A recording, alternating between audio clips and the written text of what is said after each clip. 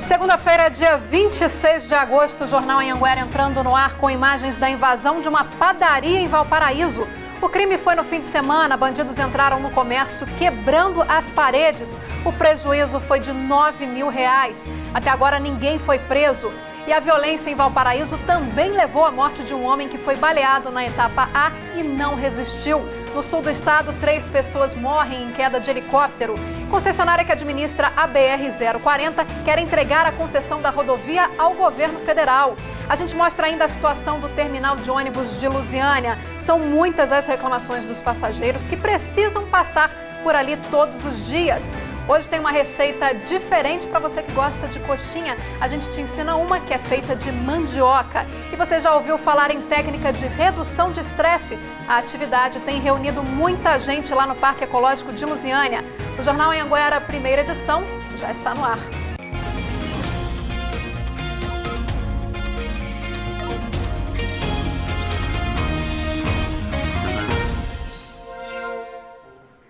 Olá, muito boa tarde para você. O fim de semana foi violento em Valparaíso. Na etapa A, um homem foi baleado e não resistiu aos ferimentos. Mais de 10 cápsulas ficaram espalhadas pelo chão junto a um carregador de munições e um par de sandálias. Segundo a polícia, a vítima era um homem que andava pelo bairro quando foi atingido por vários tiros. Esta dona de casa diz ter ouvido os disparos. A gente pensou que fosse foguete, porque foram muitos tiros. Aí o pai da vítima entrou na farmácia desesperado e a gente perguntou para ele, o que é isso? Ele falou, não, é tiro. Esta estudante conta que chegou a passar pelos suspeitos logo após o crime. O suspeito, ele estava passando na faixa de pedestre numa velocidade imensa. E assim que chegamos aqui, a gente encontrou a pessoa baleada. A gente ouviu o carro saindo, cantando pneu e tudo em alta velocidade. Aí foi que nós fomos lá. Parecia ser 2 pessoas dentro do carro. Segundo a polícia militar, a vítima, que não teve o nome divulgado, foi socorrida para a UPA Valparaíso no Jardim Marajó, mas não resistiu aos ferimentos. Esta câmera de segurança deve ajudar nas investigações. O veículo, que pode ter sido usado no crime, foi encontrado horas depois pelos policiais em Santa Maria, no Distrito Federal. Ele tem registro de roubo também no estado. Dentro do carro havia 3 armas e munições. Para quem estava por perto na hora do crime, fica a sensação de medo. Eu estava com meu filho de 8 anos, ele ficou super assustado. Ele ficou aterrorizado com a cena que ele presenciou. Até agora, nenhum suspeito foi identificado pela polícia. Também em Valparaíso, bandidos invadiram uma padaria neste fim de semana. O que chamou a atenção foi a forma com que eles entraram, quebrando as paredes do comércio. Toda a ação foi gravada pelas câmeras de segurança. Os bandidos conseguiram entrar no escritório da padaria e arrombaram um cofre. Todo o dinheiro que estava no compartimento foi levado, cerca de R$9 mil. Essa funcionária foi uma das primeiras a chegar no estabelecimento logo depois que a empresa responsável pelo circuito de segurança entrou em contato. O que chama a atenção é que eles sabiam exatamente o que eles estavam fazendo. Eles entraram nas paredes, eles quebraram as paredes, foram 4 paredes até chegar na nossa loja.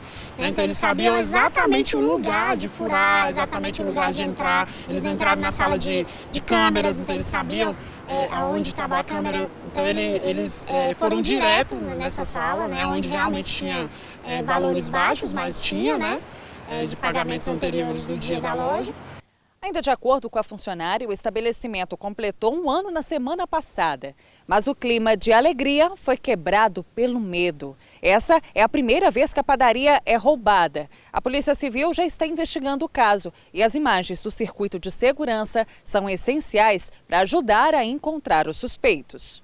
A gente tem medo porque a gente abre a padaria muito cedo, a gente fecha a padaria muito tarde, né? Então a gente está aqui a todo momento, os colaboradores estão assustados, muito assustados, porque a gente, por volta de 6 pessoas, entra às 5 horas da manhã na padaria e a gente queria que solucionasse, né? Para a gente poder ficar mais tranquilo trabalhando.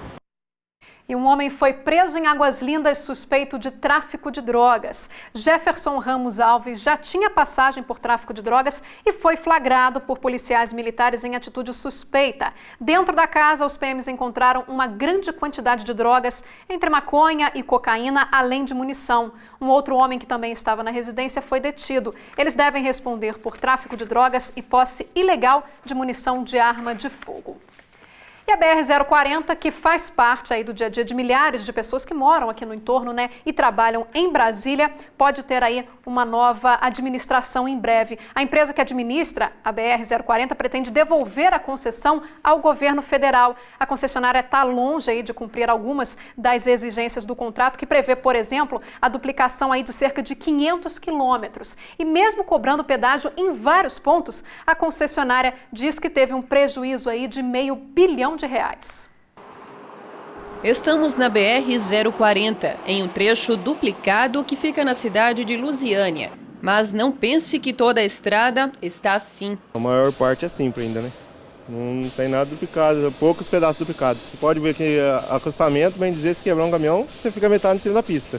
Pouco mais de 900 quilômetros da BR-040 estão sob a administração de uma concessionária. A empresa venceu o leilão em 2013 e está responsável por um trecho que tem início em Brasília, no Distrito Federal, e segue até Juiz de Fora, em Minas Gerais. O contrato é de 30 anos e uma das cláusulas prevê a duplicação de mais de 500 quilômetros em um período de 5 anos. Mas até agora, só 13% dessa extensão estão duplicados. A empresa começou a cobrar pedágio há cerca de 4 anos. Neste trecho, na entrada da cidade de Cristalina, o valor é de R$ 5,30 para carros e para cada eixo de caminhão. Os motociclistas pagam R$ 2,65, mas os motoristas não estão satisfeitos. A gente paga um pedágio, tinha que ter uma qualificação melhor. Então eu penso dessa forma, a gente tinha que... Você anda aí daqui, vou pôr Belo Horizonte, que eu ia mais era Belo Horizonte. São 750 quilômetros de Brasília lá. Você pega um duplicado até Lusiânia, depois você anda mais um pedacinho, vai simples de novo, aí você anda mais um pouco. Na verdade, você não anda nem 200 quilômetros que não seja duplicado. Tudo que a gente paga, a gente quer qualidade, né? Já paga imposto, mas vamos que... com o pedágio ajudando para as coisas melhorarem, eu acredito que seja bom sim. O fato é que mesmo com a cobrança do pedágio, a concessionária que administra a rodovia alegou ter tido um prejuízo de R$500 bilhão. Por isso, ela pretende devolver a BR-040 ao governo federal para que uma nova licitação seja feita e outra empresa passe a administrar a estrada. A solicitação para que o processo ocorra de forma amigável já foi protocolada pela concessionária junto à Agência Nacional de Transportes Terrestres. É o primeiro pedido de relicitação do setor brasileiro de rodovias. A 040 disse em nota que o contrato de concessão, como a gente viu aí na reportagem, prevê a duplicação de 557 quilômetros em 5 anos, a partir do recebimento da licença ambiental, que é de responsabilidade do governo federal. A Via 040 duplicou os 73 quilômetros da rodovia para os quais havia licenças ambientais aprovadas. Em relação à operação da rodovia, a Via 040 informou que cumprirá o papel de assegurar serviços de manutenção de qualidade e trafegabilidade aos usuários pelo prazo que for estipulado em conjunto com o governo federal.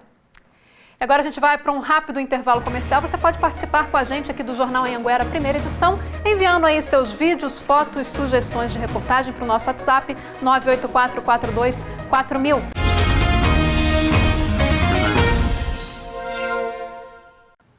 Jornal Anhanguera de volta e a gente fala agora da queda de um helicóptero em Buriti Alegre, no sul do estado. 3 pessoas morreram, o piloto e 2 mulheres que estavam com ele. Era por volta de 10 horas da noite de sábado quando o helicóptero modelo Robson R-44, fabricado em 2008, caiu no Lago das Brisas, em Buriti Alegre, no sul goiano. A bordo, o piloto e 3 passageiras. 2 delas morreram na queda da aeronave. Nossa equipe chegou ao local do acidente ainda na madrugada e acompanhou todo o trabalho dos bombeiros. Na queda da aeronave, uma das mulheres conseguiu sair e flutuar. Depois nadou alguns metros até ser resgatada. Consciente ela estava sentindo muita dor, né, nas pernas, nos braços e machucada pelo cinto. E cramando sobre os amigos dela. E foram também os moradores que encontraram os primeiros fragmentos da aeronave, como parte de um assento, documentos e 2 pedaços da carenagem. Eles também encontraram chinelos no local. O material foi entregue aos bombeiros, mas devido à pouca visibilidade, as buscas superficiais foram interrompidas por volta de 2 da manhã. A gente está com 2 embarcações ali na água, fazendo as buscas superficiais até para demarcar o local onde a aeronave caiu, para facilitar as buscas, né? Era por volta das 9 horas da manhã quando os mergulhadores do Corpo de Bombeiros localizaram a aeronave, como a gente vê nas imagens. Cerca de meia hora que os corpos de Miriam Carolina Fontoura e Micaela Damasceno Lima foram retirados da água, o Corpo de Bombeiros então fez a retirada do corpo do piloto Ricardo Magalhães Barros. Só que teve que usar de uma estratégia um pouco diferente, exatamente para evitar o confronto aqui com a família, que já estava desde cedo e todos muito abalados. Claro que na hora que o corpo foi retirado e eles perceberam que não estava sendo retirado aqui pela base montada pelo Corpo de Bombeiros, houve desespero por parte do pai, da mãe e dos irmãos. Os corpos foram levados para o IML de Itumbiara. Só depois que os peritos da aeronáutica chegarem, verificar, fazer a perícia, aí que a gente retira a aeronave do local. A Polícia Civil está investigando as causas da queda da aeronave. A única sobrevivente prestou depoimento ontem de manhã. A estudante de 24 anos foi ouvida no final da manhã de domingo, na Delegacia Regional de Itumbiara. Ela sobreviveu à queda do helicóptero no Lago das Brisas, em Buriti Alegre, no sul do estado. O piloto e outras 2 ocupantes morreram no acidente. A estudante contou ao delegado que esteve no Lago das Brisas a convite de uma amiga para participar de uma festa de aniversário. E foi justamente acompanhando essa amiga que ela aceitou o convite para um passeio de helicóptero. Essa vítima sobrevivente relata que foi convidada para um voo nessa aeronave, juntamente com mais 3 pessoas. Esse convite teria partido da namorada do piloto. O voo durou cerca de 15 minutos e, a certa altura, essa vítima sobrevivente relata um estrondo, seguido de perda de sustentação da aeronave e, nos próximos segundos, a queda. A sobrevivente também contou que não consegue se lembrar de muitos detalhes do acidente e que foi tudo muito rápido. A vítima relata que foi atirada fora da aeronave e que, devido às condições do local de luminosidade, ela não conseguiu ver mais nada e acabou saindo das imediações a nado, sendo socorrida depois por algumas embarcações que foram até o local. Ela também informou à polícia que ela e os amigos beberam durante a tarde de sábado. Que, inclusive, no momento do passeio à noite, era perceptível que as pessoas ali estavam ainda sob efeito de álcool. Incluindo o piloto? Incluindo o piloto. Segundo o registro na ANAC, a inspeção anual de manutenção do helicóptero era válida até dezembro desse ano. O certificado de aeronavegabilidade ia vencer em abril do ano que vem. A aeronave tinha autorização para voos noturnos, mas o delegado reforça que naquele local ele não poderia ter decolado. Essa aeronave estava em situação totalmente irregular junto à ANAC, ela está registrada em nome de uma empresa e naquele local, naquele horário, não é permitido, não é possível se fazer o voo noturno, ou seja, o VFR, o voo VFR noturno não é permitido naquele local. Ou seja, essa aeronave não poderia ter decolado naquele local e naquele horário. A mesma aeronave teria sido vista horas antes do acidente, fazendo manobras arriscadas. Existem relatos, inclusive em vídeo, dessa aeronave sendo pilotada por essa pessoa, realizando manobras durante o dia, junto a algumas embarcações no lago, manobras que não são recomendadas, que não são permitidas, aliás. A gente fala agora de educação. Uma audiência pública no IFG contra o corte nos gastos da educação ganhou o apoio de autoridades aqui de Lusiânia. A Camila Castro acompanhou tudo. Dessa vez, a audiência pública ganhou mais apoio. Vereadores de Lusiânia, coordenadores de outras instituições do FG e deputados federais compareceram. Nós aprovamos na Câmara Federal o orçamento de 2019 com recursos necessários para a manutenção dessas instituições. Infelizmente, o governo não está cumprindo aquilo que está no orçamento e cortou os recursos que mantém essas instituições. Isso é um absurdo. Então nós estamos ao lado das instituições, ao lado do povo goiano, na defesa da educação pública, gratuita e de qualidade. No mês de maio, o MEC anunciou o corte de 30% do orçamento do Instituto Federal de Educação. De lá para cá, vários diálogos estão acontecendo para que esse bloqueio seja suspenso. O fato é que o corte de verba já trouxe muitos prejuízos aos alunos. Segundo a direção, a partir do mês de setembro, a instituição não tem mais como pagar as contas. As atividades que precisam de dinheiro já foram suspensas, assim como as viagens técnicas, que no ano passado foram 35. Esse ano, nenhuma.